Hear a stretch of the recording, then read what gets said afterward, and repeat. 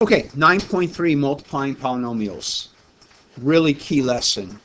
I don't think any of this is hard. The beginning part we already know how to do because the key to it is the distributive property. So the key is distribute. And we've been distributing since pre-algebra, so shouldn't be much of an issue there. We know the distributive property well. Remember, the full name of the distributive property is the distributive property of multiplication over addition is the full name. Because you have a multiplier of things that are being added, right? That's the distributive property. In the example here, we have an A multiplier of the adding of a B and a C. So the full name is the distributive property of multiplication over addition. Usually we just say the distributive property for short.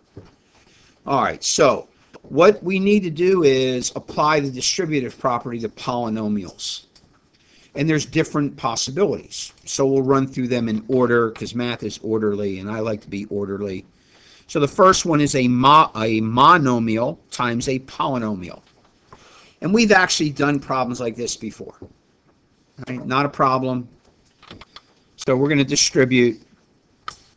So what do you get when you multiply a negative 3x times a positive 5x? Negative 15 what? X squared. Be careful there, right? X times x is x squared. And then when we further distribute that negative 3x times a negative 7, we get a positive 21x. You need that plus sign because you got to maintain the addition. We're distributing multiplication over the addition. So you need that plus in there. So negative 15x squared plus 21x. That shouldn't be an issue. So go ahead and do B. And as you're doing it, I'll do it. If you need help, look up above, but this should be a fairly easy problem for you. It's always number times number, variable times variable.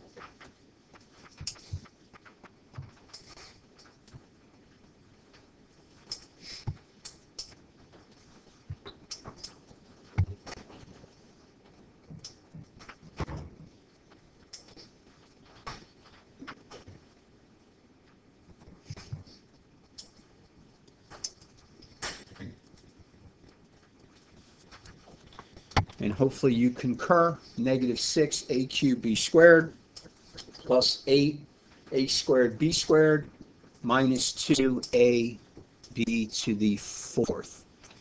Any questions on any of that, Eduardo? For multiplying negative 2a for the second. Uh-huh. 4ab would be cubed. Isn't that a cube right there? Definitely looks like a cube to me. Now that I fixed it. Yes, I concur. No Kool-Aid for Eduardo and those of you that had your hands up, right? Yeah, that middle term, negative 2 times the negative 4 is the positive a. 8 times a is the a squared. And then b squared times b is the b cubed, right? So again, be careful on those. Hopefully everybody can do that, right? Any questions there? Any issues there?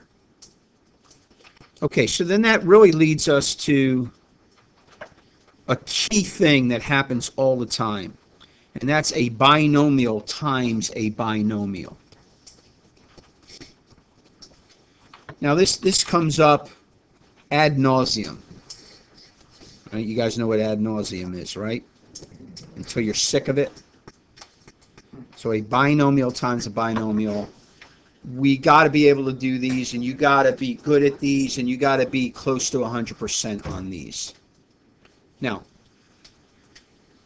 I personally think that the way to learn how to multiply a binomial times a binomial is the distributive property.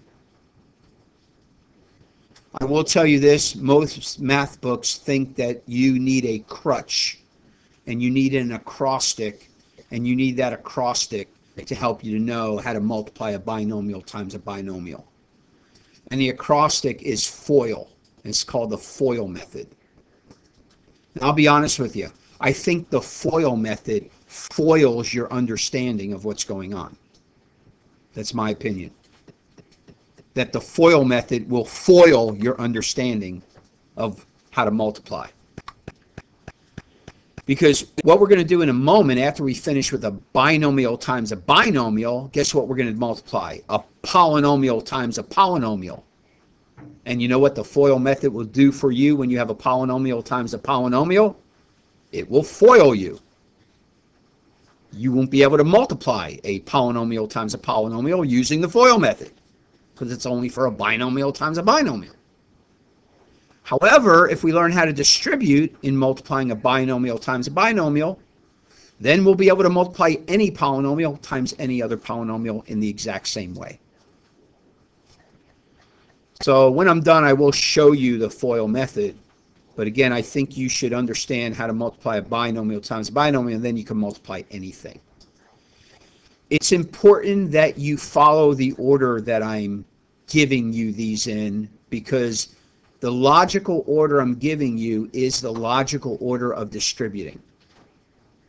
And invariably, when I look at homeworks from students multiplying binomial times binomial, there's always 2 or 3 students where the order is different. And what that's telling me is if their order is different, they're really not understanding what's going on. And if you're not really understanding what's going on, then you're going to have errors. So pay attention to detail here. I think they're very, very easy. I think they're very easy.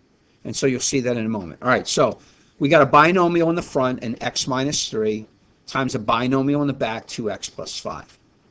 And we know this because of the parentheses. So we have to distribute everything in the first binomial times the things in the second. And we're just going to go in order. So use your color. Take your red. And let's first distribute the x. All you're worried about is the x. And what is the x times the second binomial? 2x plus 5. So first thing we're going to do is x times 2x. Well, we all know that that's 2x squared, right? But again, we're working off the x in the front, right? So we have to finish distributing the x. So now we got to do the x times the positive 5. And that's a positive 5x. Is everybody with me so far?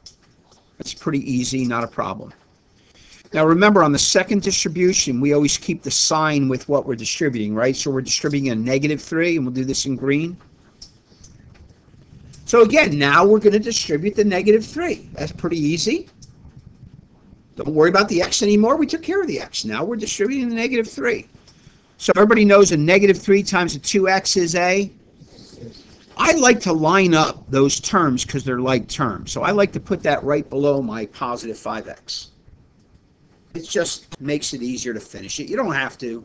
I like to do that, though. And now the last distribution is a -3 times a positive 5, and we all know that's a -15. All right, there you go.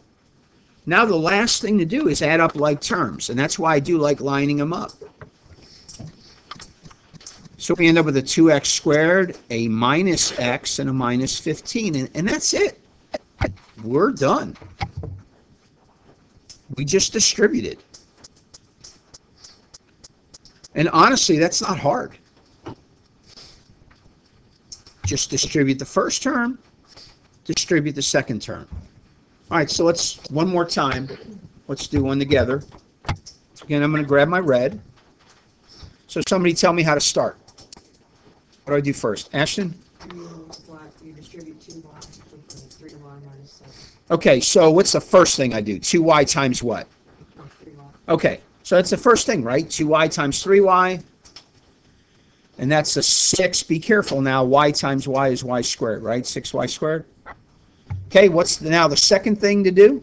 Somebody give me the second thing. Come on, what's next? John? Correct. So now it's 2y times a -7. Positive 2 times a -7 is a -14, and you still have your y. All right, somebody tell me what to do next. Ethan, what's next? Should be 5 times 3y. All right, so 5 times 3y is positive 15y, and again, I like to put that underneath my other y term, so I can add my like terms. And the finish is the 5 times the -7. Be careful, that's a -35, right? Just be careful of a simple math error on the positives and negatives. You don't want to miss it because of that. Okay, and you just add up like terms, 6y squared plus, we usually write plus 1y. Not if we want to show our ignorance, right? Not if we don't want to show our ignorance. Because, you know, babies but write the ones. All right, so. And again, some of you, I know you don't see that clearly yet, but I'm going to keep harping on that so you see it a little bit more clearly and don't need the ones there. But it's the same as a 1, and we know that. Okay, so I'm going to pause. Go ahead and do C. All right, so on 3, give me your answer out loud. 1, 2, 3. 35a squared minus 38ab plus 8b squared. Good, and that's what I heard. 35a squared minus 38ab plus 8b squared. Right? And you're just distributing, distributing, distributing, distributing. All right, before we do the last one of this kind, let me take a second and show you what the FOIL method is. We will use the concept of the FOIL method in labeling terms when we factor next chapter. Because you know what? In this chapter, we're learning how to multiply a binomial times a binomial to get a polynomial. Next chapter, we'll have to learn to unmultiply, don't do this in your notes, this trinomial and get it back to the two binomials that it was, factoring. And we'll learn that next chapter. So the terms of the FOIL method will be usable in factoring. So here's how it goes. First, outer, inner, last. So the F of FOIL is the first terms. That means the first ones in each parentheses. So the 5a and the 7a. And by the way, didn't we multiply those first? The outer is the outer of the first, and of course the outer of the last, right? The 5a and the negative 2b are the outer terms, the ones on the outside. Didn't we multiply those secondly? Then comes the inner. So that's the negative 4b and the 7a are the inner ones, right? And then finally, the last terms are the negative 4b and the negative 2b. But it's exactly what we did distributing, right? We did the first, then we did the outer, then we did the inner, and then we did the last, but we did it by distributing. We didn't have to remember, first off, what the acrostic is, FOIL, and second off, remember that F is first, and O is outer, and I is inner, and L is last. And then also, we're going to be able to do every polynomial because we now know how to distribute. Okay, so when you get to a problem like D, I'm guessing that about half of you are going to get it wrong, but go ahead and try it. All right, I'm going to pause the video. Go ahead and try D. My prediction is 50% correct. So on 3, out loud in unison, I want you to give you your solution. Here we go. 1, 2, 3. Okay, might be a higher wrong rate than 50%. Let me use my shade here. Oh, my shade doesn't want to cooperate. Let me use a box. Whoa. It's a circle, not a box. It's always circle. Give me the box. Fill in the box. It's like taking forever, but that's okay. Come on, box. Select the box. There we go. Fill in the box. Solid fill, blue. Blue will work. All right, so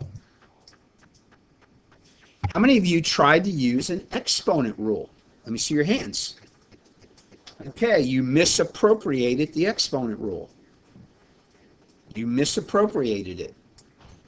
Never ever before when we use an exponent rule were things added together inside the parentheses. Never, ever. In any time when we use the rule x to the a to the b. Never. You can go back and check. It wasn't there. So how many of you started the problem by doing this? 3x minus 7 times 3x minus 7. All right, you are the only ones that have a probability of getting the problem correct. Because what is a 3x minus 7 squared? But a 3x minus 7 times a 3x minus 7. So if you don't have that in your notes, you better write that in. This is just the way you got to do the problem, and if not, you're going to get it wrong every time. So again, you cannot use the exponent rule. Now, before I go any further, let me just try to make that clear. Because let me show you another situation. If you had this, and you did on your test, if you had a 2xy cubed, we did say that this is a 2 cubed x cubed y to the 9th. Did we not? We did. The difference is, though, this is one term. Everything's being multiplied. And our example in D is a binomial. You cannot apply this rule to a binomial. It doesn't work. You got to do the binomial times itself twice, which is what any exponent tells you to do, right? The base times itself 2 times. We clear on that? Not going to miss this next time, right? Going to do it right the next time. So now when you go through and you distribute, you end up with 9x squared minus 42x plus 49. How many had that? 1, 2, 3, 4, 5 of you. All right. I was hoping at least half. But that's okay. It's normal. All right. The rest of you are normal. The other 5 are excellent. And it's just the way it is. All right. The rest of you are normal. But it's not good to be wrong and normal. So don't be abnormal from this point on, because now it becomes abnormal to miss it, because I taught you it, right? I showed it to you. And some of you are going to forget, and you're still going to miss it, even though you have it in your notes, and you're probably smart person, so you're going to put a big asterisk by it so that you don't make this mistake again, because you're smart and you don't want to do this again. And then if you're not smart, you don't put an asterisk and you make the mistake again. Okay, so now let's deal with a poly times a poly. And Poly wants a cracker. Hey, you know what? Distribute. We can do it. Let's grab our red and let's do some distributing. Would you agree I'm going to do my x squared times my 2x squared? Makes sense? 2x to the 4th. I like to come off of that and do my second one. Now what's an x squared times a 5x? Positive 5x cubed. You can call them out. Positive 5x cubed. And what's my x squared times a negative 7? Negative 7x squared, right? All right, grab your green. Now let's distribute the negative 3x. Negative 3x times a positive 2x squared is a negative 6x cubed, and I'm lining up my cube terms. Lining up the cubes. Next one, negative 3x times a positive 5x is a negative 15x squared, and I'm lining up the x squareds. Last distribution. Gee, that FOIL really helps you in these.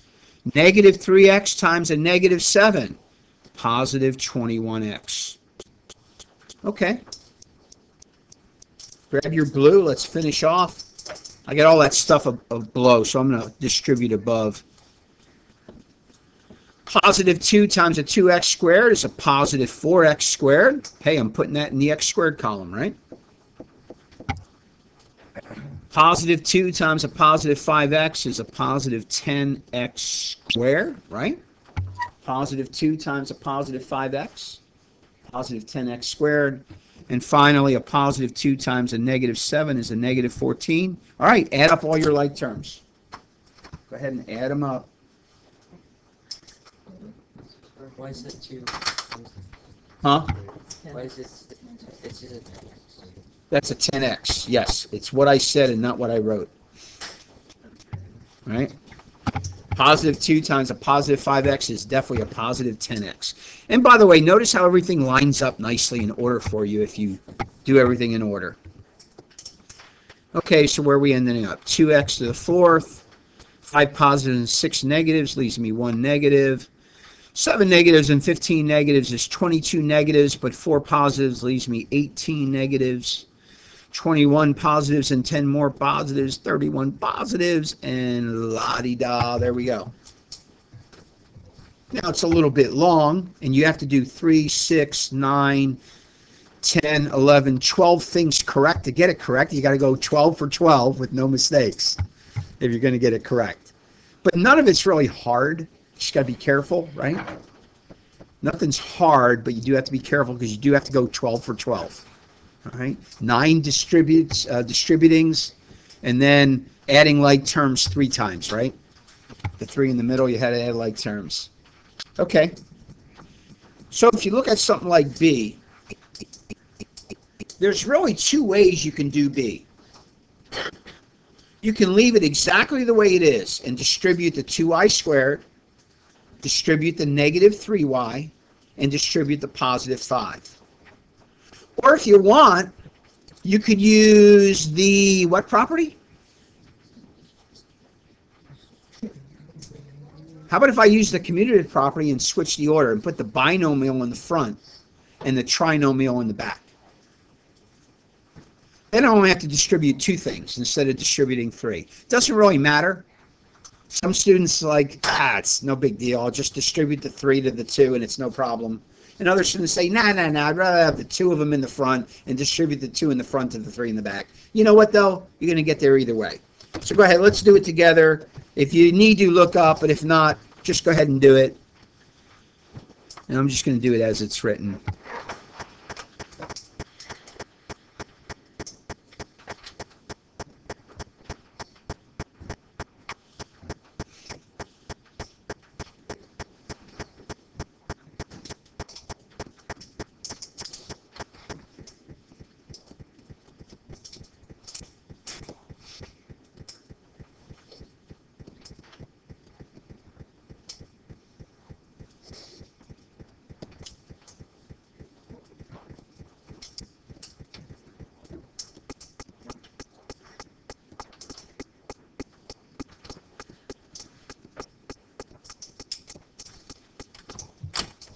And again, just take it at your own pace. You're just distributing.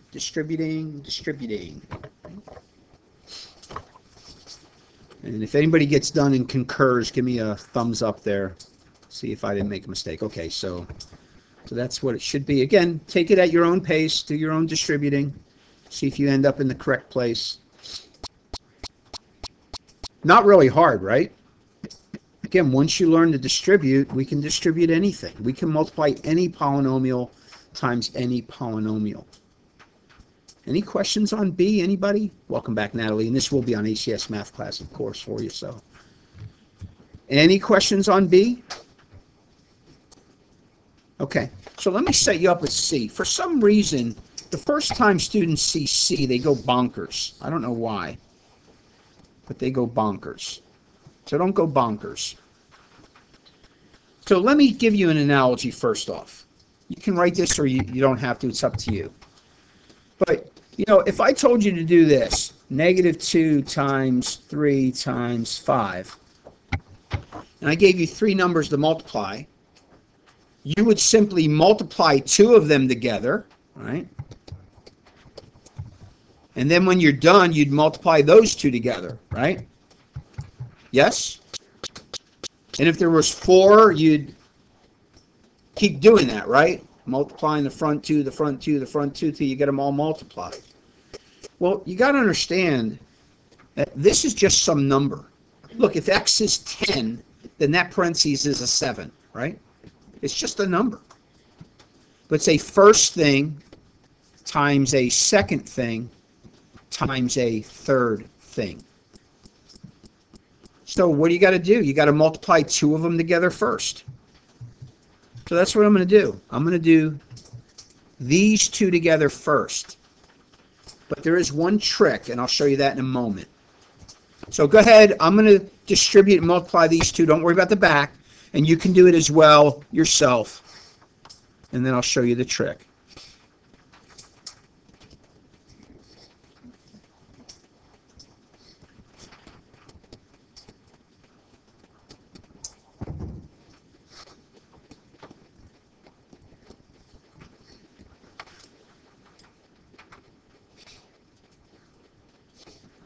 Again, when you get those 2 binomials multiplied, you should have gotten an x squared plus x minus 12. Anybody concur with me? Agree with that? Okay.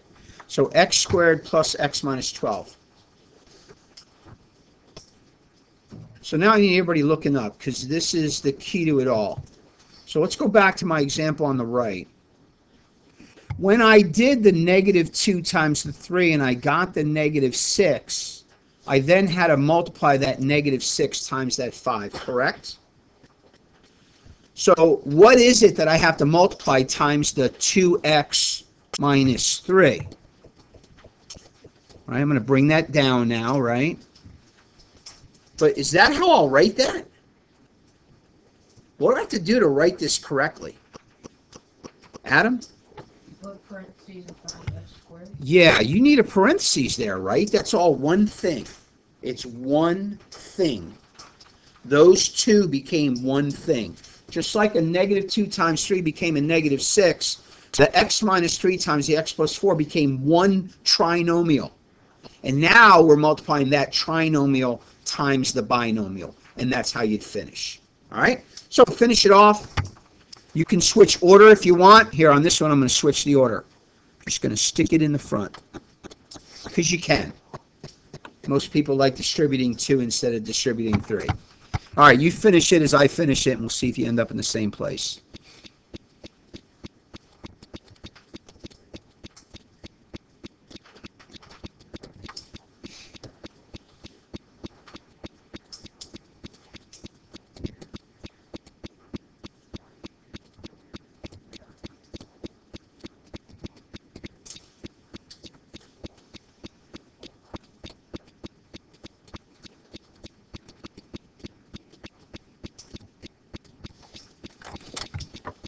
And if you get done and you concur, give me a thumbs up. I would expect I would be a little quicker than you are.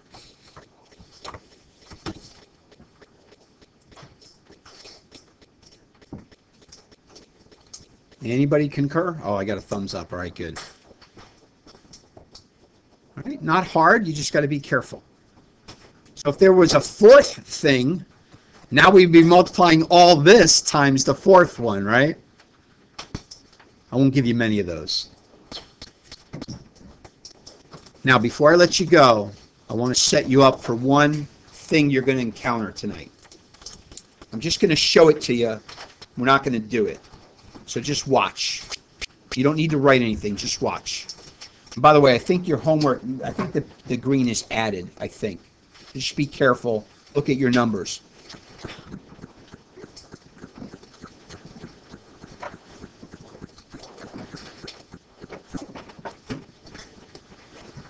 Okay, everybody look up here for a second. What if you were given a problem like this? First off, be careful in the back, right? That's an x plus 2 times an x plus 2, yes? But do you understand as well? You have to multiply that part together. You got to multiply that part together. And when you're all done, you got to distribute a negative because it's multiply, multiply, minus. Here would be an analogy. 2 times 3 minus 5 times 7. And you would get 6 minus 35, and then you'd finish by addition, right? Same thing there in a problem like that. All right, there's your homework. Hope you do well.